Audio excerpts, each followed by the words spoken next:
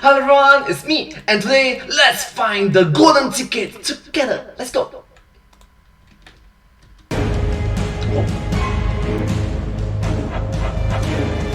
Wow, it's scary with the music, with the epic music. Oh! Warning! This episode of Film Theory is not safe for work. Oh wait, you thought I meant it was full of naked people or violence or heavy swearing, right? No. I mean, today we're talking about Willy Wonka and his chocolate factory. And no, when I say chocolate factory, that's not meant to be some kind of weird innuendo. Get your minds out of the gutter, people.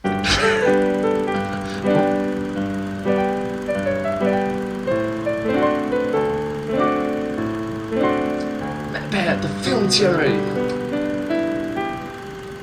Hello, Internet! Welcome to Film Theory. Hello, Internet! Welcome to Film Theory. Hey! Hello! Love the music, you know. Your golden ticket to a ruined childhood. Today's video hits really close to home for me because we're talking about one of my all-time favorite childhood films, Willy Wonka and the Chocolate Factory. Sure, as a kid, I thought Wonka's factory was the most fanciful, fantastic place to visit ever. I mean, there are mushrooms where you can scoop out whipped cream and eat it in the main building. Knock down some of the candies from that tree, nom nom nom. But now that I'm an adult and have people who work for me, I see it as the horrendously unsafe sweatshop that it is. So unsafe, in fact, that it would be literally illegal to produce a single bar of chocolate out of there. So get ready to melt down those childhood dreams and send them down the chocolatey river of disappointment, because not only does Mr. William Wonka have one of the most illegal factories on the entire planet, but what's worse, I can prove to you that he actually knows it. There's no earthly way of knowing. Oh, yes there is, Wonka. You've been pulling the wool over our eyes for far too long, my friend, and today I'm exposing the grand conspiracy of your golden ticket giveaway like the nougaty inside of a scrumdiddlyumptious bar. So, loyal theorists, get ready to come with me, and you'll be in a world of Osha Violations. In case you're not up to speed with the super saccharine sweatshop that is Wonka's Chocolate Factory, here's the quick rundown. Eccentric candy maker genius Willy Wonka runs a chocolate factory with SpaceX levels of security. Nobody ever goes in. Nobody ever comes out. To protect his candy-making secrets from his sticky-fingered competitors who, for some reason, can't seem to figure out that all you need to do is mix cocoa powder together with butter, sugar, and vanilla. I mean, seriously, Slugworth, there just aren't that many ingredients in chocolate. Maybe sprinkle in some nuts or toffee if you're feeling dangerous. In both versions of the movie, the modern Charlie and the Chocolate Factory, as well as the vastly superior original version, Willy Wonka and the Chocolate Factory, which is the one I'm going to be focused on for this theory, Wonka opens his doors up to 5 lucky kids who've begged, borrowed, and stolen to get their hands on one of his 5 golden tickets. As they tour the factory, we as the movie-going audience get a first-hand look at the unbelievable wonders and hazards that Wonka has littered everywhere. I really like it that he just said, wow, all these wonders and hazards. These aren't just some little issues that make life around the factory inconvenient. These are Occupational Safety and Health Administration violations, or OSHA violations. They're illegal, they're life-threatening, and they are everywhere. And here's the interesting thing about OSHA violations. They don't just come with a little finger wag and a couple of demerits on your business owner report card. They come with fines, huge fines. Closing company kind of fines. And enough of them will totally be able to shut down your business for See? good. So let's figure out how big of a legal tab that Willy Wonka has racked up for himself. The suspense is terrible. He's gonna go this time. I hope it'll last. The first violations seem pretty small, but it'll give you a sense of what real-world business owners face when they're trying to create a safe work environment for their employees. See if you can spot it in this clip. Better press on. Hey, the room is getting smaller. No, it's not. He's getting bigger. Did you catch that one? Inside this room, all of my dreams become realities. You know what else is going to become a reality for you? A big whopping fine. Code of Regulations 29, Part 1910, Subpart E, Point 37I. OSHA says that all ceilings must be 7 foot 6 inches or higher. This is specifically for fire safety, in the event that the exit needs to be used as an emergency exit. But just think, this is where we are starting. If Wonka is getting getting a fine for the height of a measly hallway, then you know that old Willy is in for a long night, or a long episode of Film Theory. Next, the chocolate room, the centerpiece of my childhood dreams, and my current dreams, and the horrific nightmares of an OSHA agent. In this scene, you'll see that Veruca Salt cuts herself on a rock in the room. Well, it turns out that that was real blood, and that the actress who played her, Julie Dawn Cole, still has a scar from that injury on set, which she got from one of the jagged rocks that were used as props in the set. A workplace injury in the movies, as well as a workplace injury in the factory. That's fine number 2. There are a few other pedantic things in here to find, including the stairs that Oompa Loompas walk down. Those are under the 22-inch minimum width required by building codes, and they don't have a vertical banister, so that's fines number 3 and 4. But okay, I hear ya. A little cut, a little banister, a little hallway, come on! That sort of stuff could be fixed in a day, so who cares? Well, first off, who should care is the business owner, because all those things may be little to you, but they result in big fines. Thousands of dollars for small infractions like that, and we're only just beginning. Let's get to the big ones, like the chocolate river. First, you have food running through an open-air factory. That is a huge strike there. The workers around it also aren't wearing any protective or sterile clothing, and literally anyone who touches the chocolate contaminates the entire supply, as Augustus so kindly demonstrates for us. Don't do that, you're contaminating my entire river. Contaminating the entire river, Wonka says, as he doesn't shut his factory down to clean out the sweaty child floating in the chocolate. So here we have no guardrails, no protective clothing, working with contaminated food, and failing to clean up those contaminations. All of these are OSHA violations for basic safety, with the contamination issue getting some nice extra scrutiny from the Food and Drug Administration. And as a fun fact, if Augustus's germ-ridden body did in fact make someone sick from a chocolate bar on the other end, Wonka would be responsible for fines of around $350,000 at the time of the movie release, or about $1.5 million in today's terms, per person made sick. Food poisoning. Since we have no way of knowing the fallout from Augustus's chocolate dip, we can't really count these, but they would literally be enough to put the factory out of business if they happen to ship those contaminated chocolate bars out. That being said, we're still not done with the violations that we can count in this room, which include the fact that once someone actually falls into the chocolate river, they get suctioned up into a huge unfiltered pipe. He's had it now, the suction's got it. Leading to them possibly drowning and suffocating. And if you survive all of that, there's still a good chance that you get boiled alive. Look sharp, or her little boy's liable to get poured into the boiler. So strike for the unfiltered pipe, and additional strike for no safety protocol. And someone dying, a child dying. Moving further into the movie, we survive a traumatizing boat ride, which is shockingly one of the safest things in this entire movie. This is somehow actually okay. But don't worry, we're about to hit Wonka's secret inventing room, the place where candy and lawsuits get made. First of all those steaming vats are violations of OSHA's rules around hot pipes in the workplace. Reference number 1910.261 subpoint K11, quote, all exposed steam and hot water pipes within 7 feet of the floor shall be covered with an insulating material, or guarded. And you guessed it, each vat or pipe counts as a separate violation. So, let's see here. We have 8 of those. Oh, and no guardrails again. You think you're slick, Willy? This is just laziness. Oh, and there are live bees in this room. So, yeah, that counts too. And last up, there also seems to be a complete lack of safety equipment anywhere. Unless, of course, you count the Oompa Loompa fabric Mickey Mouse style gloves. Shouldn't you be wearing rubber gloves?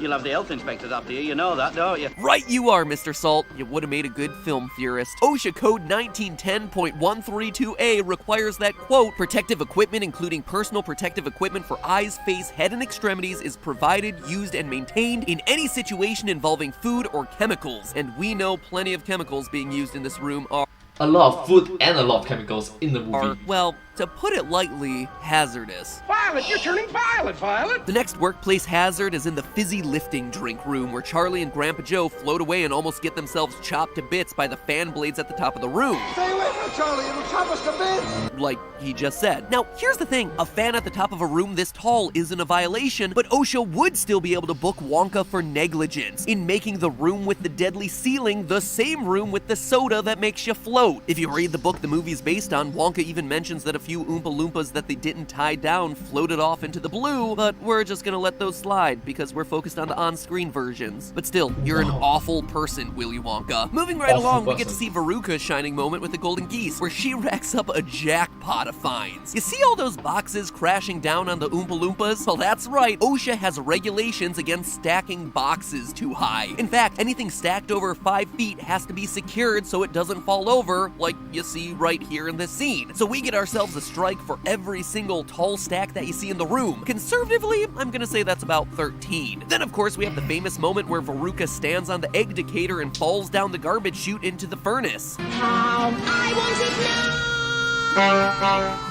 Yep, that's another handful of safety violations. No guardrails, an open chute down into the furnace, and again, a violation for each egg decatur, so that's at least 4 separate strikes right there. But hey, now we're down to just 2 kids, so how many violations could be left in this movie, right? That's a lot of hazardous violation. That's bad. That's just horrible.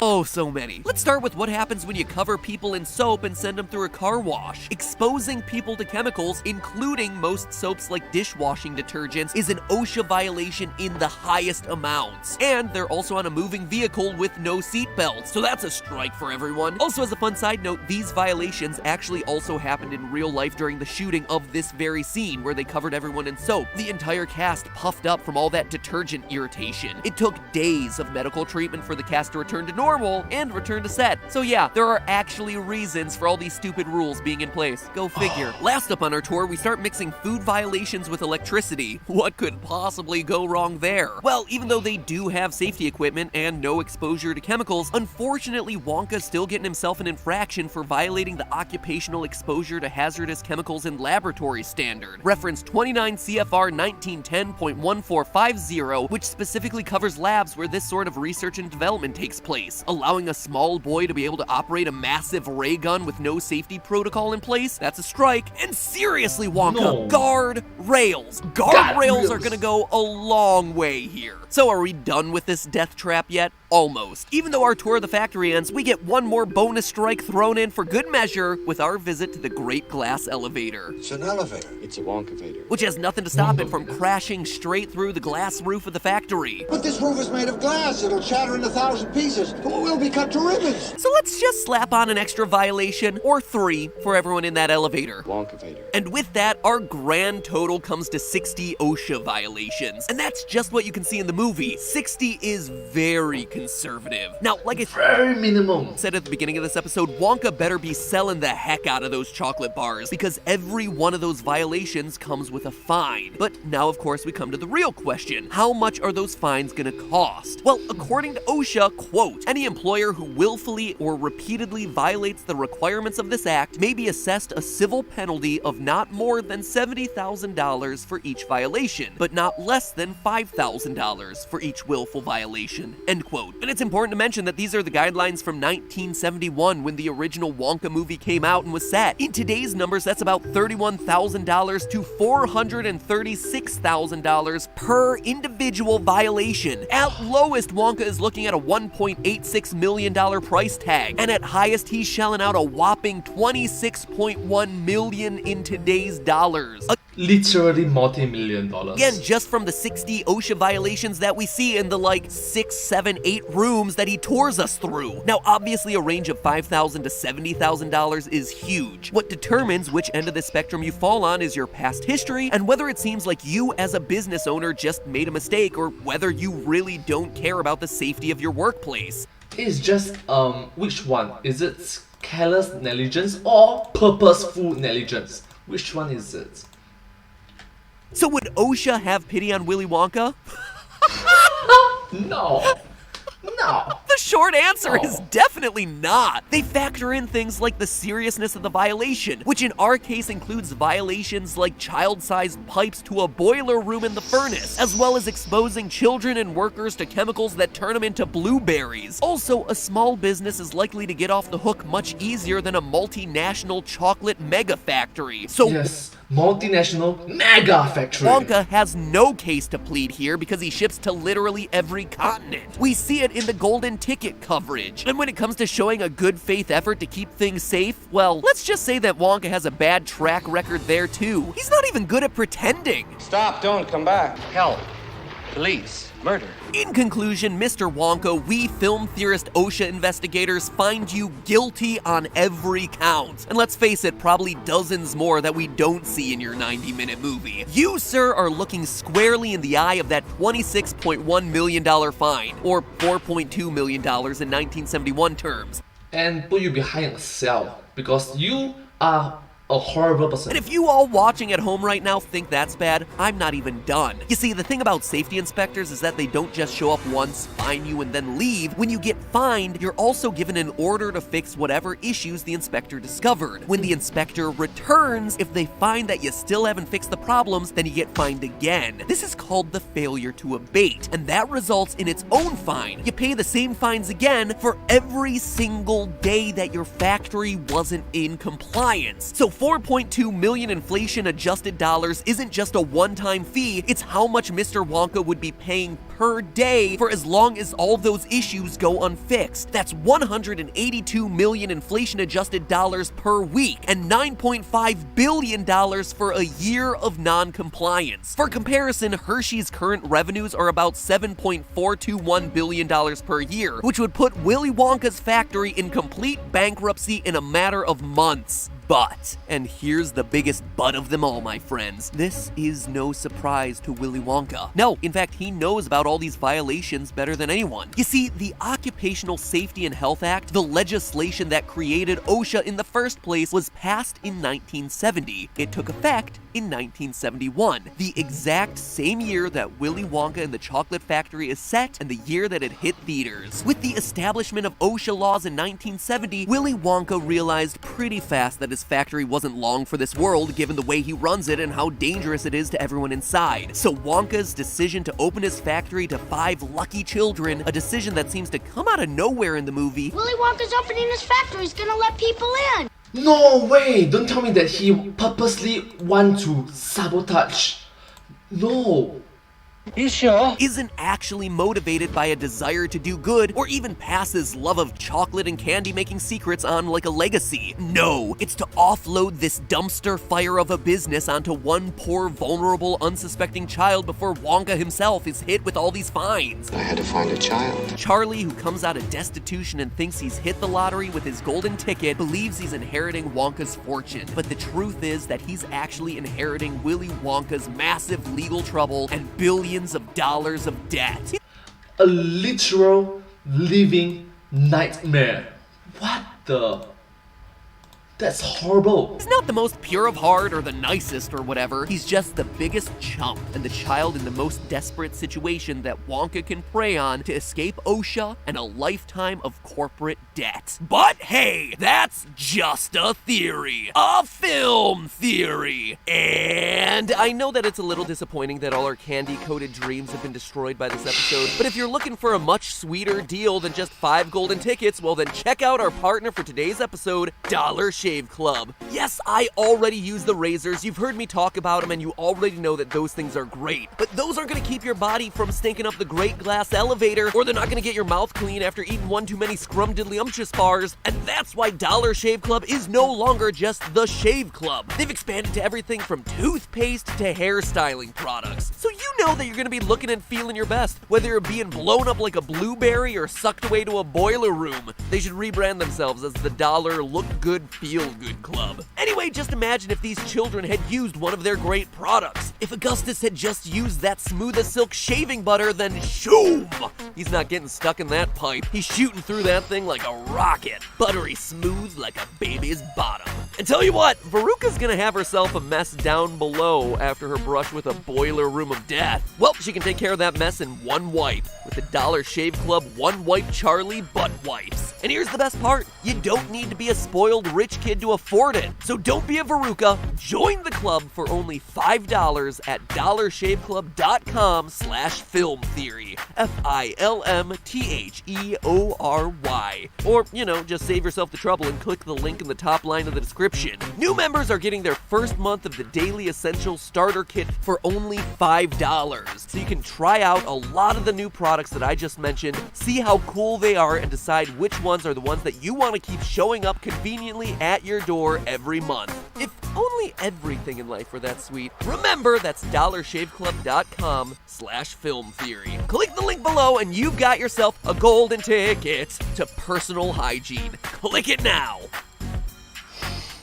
Well, that's that.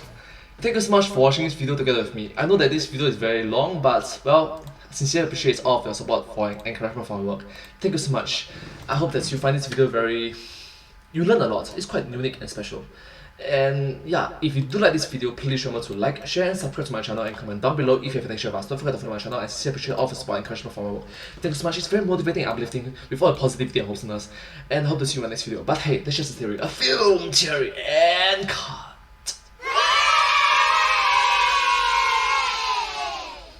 And I hope to see you all in my next video. Bye bye! Once again, please do remember to subscribe to my channel. Thank you so much. Thank you.